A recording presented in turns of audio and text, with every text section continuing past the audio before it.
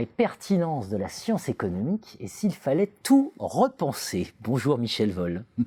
Bonjour Jean-Philippe Denis. Président de l'Institut de l'économie. Michel Wohl, vous avez été à l'INSEE, vous avez une longue carrière de consultant, vous êtes ancien élève de l'école polytechnique et de l'ENSEE. Et vous nous dites finalement,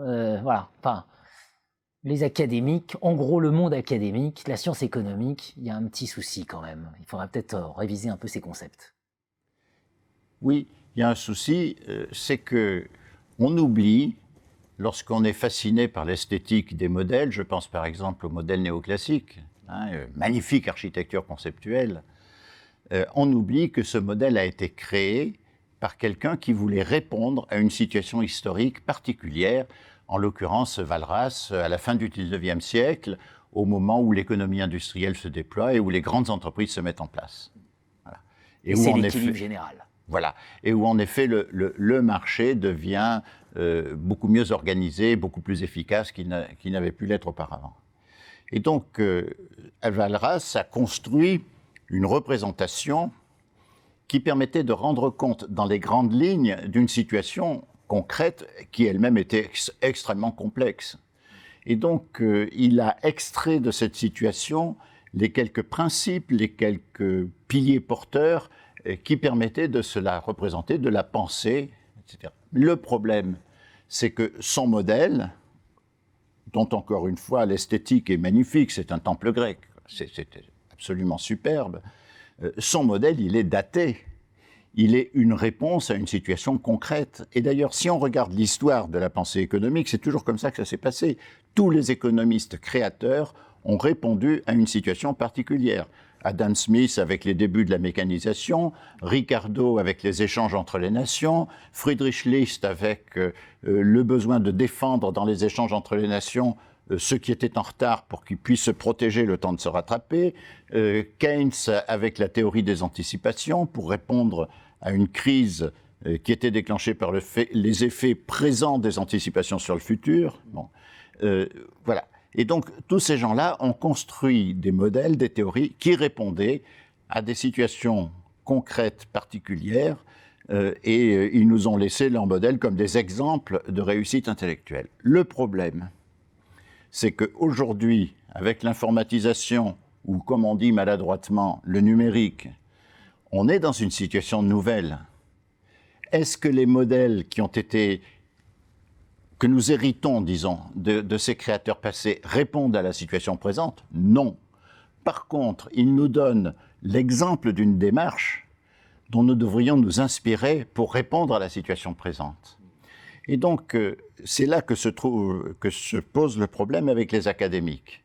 Les académiques, qui sont essentiellement des pédagogues, et qui rendent un immense service, bien sûr, en transmettant aux générations nouvelles le savoir accumulé par le passé, ils ont tendance à rester emprisonnés dans ces modèles dont l'architecture est trop séduisante.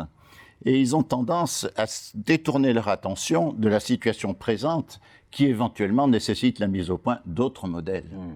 Pour faire simple, si j'essaye de résumer, rendement d'échelle croissant, concurrence monopolistique, c'est plus tant les marchés qu'il faut regarder que les organisations.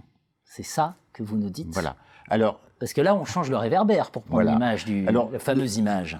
À l'Institut de l'économie, et évidemment sans aucune prétention, parce que on ne peut pas se comparer à des penseurs comme Walras, Smith, etc., on a quand même essayé de suivre leur démarche, c'est-à-dire d'être créatif en face de la situation présente et de trouver quels sont, dans le fonctionnement du système productif aujourd'hui, dans le fonctionnement des marchés, dans le fonctionnement des échanges, les caractéristiques essentielles qui permettent de comprendre, qui permettent de penser la situation. Alors, on sait bien que, de toute façon, un modèle quel qu'il soit est toujours schématique, il est toujours très pauvre en regard de l'immense complexité de la réalité, bien sûr. Il fait abstraction de dimensions du réel qui, dans certaines conjonctures, peuvent devenir très importantes. Donc il faut toujours avoir un usage critique des modèles. Mais leur puissance explicative les rend quand même extrêmement précieux. Alors en effet, comme vous dites, lorsqu'on considère l'économie numérique, informatisée actuelle, qui se traduit par l'automatisation de la production, hein, eh bien oui, on trouve qu'elle a des propriétés qui ne sont pas décrites en particulier par le modèle néoclassique. Vous savez, John Hicks disait le modèle néoclassique de l'équilibre général, si par malheur on entrait dans une économie où les rendements d'échelle sont croissants, eh bien il n'aurait plus aucune valeur. Alors il écrivait ça dans les années 50. C'était juste une précaution méthodologique, si vous voulez. Le problème, c'est que oui, aujourd'hui, nous sommes rentrés dans une économie où les rendements d'échelle sont croissants. On le voit bien avec le logiciel, on le voit aussi avec la microélectronique, et on le voit finalement à proportion de l'informatisation dans tous les secteurs, hein. Et donc, à partir de ce moment-là, oui, effectivement, le modèle néoclassique, pour lequel, encore une fois, j'ai la plus grande admiration parce que c'est une magnifique construction, n'est plus pertinent. Alors, je ne peux pas m'empêcher, puisque ça fait beaucoup de bruit. Aujourd'hui, on parle de l'industrie bancaire et on parle surtout d'une industrie qui risque d'être dévastée par les GAFA. C'est-à-dire qu'ils sont de plus en plus, de plus en plus à la conquête. GAFA, BATX, enfin les grands opérateurs derrière. Ouais. Ça permet de porter un regard sur ces concepts, permettre d'expliquer un peu ce réel. Lorsqu'on a en tête le modèle de la concurrence monopolistique, on voit que la stratégie de chaque entreprise est de se construire un monopole temporaire. Parce qu'en fait, la concurrence arrive inévitablement. Vous voyez, Amazon est concurrencé par Alibaba. Alors, on ne peut pas dire qu'Amazon est tout seul, hein. Il a tout fait pour se construire en monopole.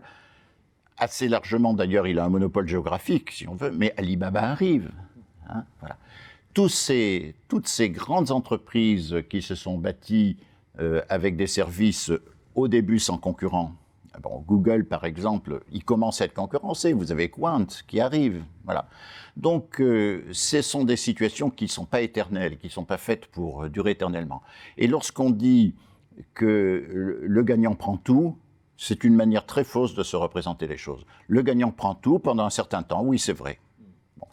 Et dans cette situation, d'ailleurs, créée par l'informatisation, toute entreprise doit se donner pour ambition de conquérir une position de monopole, ce qui est complètement contraire, bien sûr, à la théorie de l'équilibre général, hein, qui voudrait qu'on ne vive que dans le monde de la concurrence parfaite. Non, non. L'entreprise doit se donner pour but de conquérir un monopole, mais elle doit savoir que ce monopole sera concurrencé à la frontière, hein, et que donc il sera temporaire, et qu'il faudra qu'elle innove pour retrouver un nouveau monopole. Voilà, une affaire de puissance stratégique derrière aussi, hein, voilà.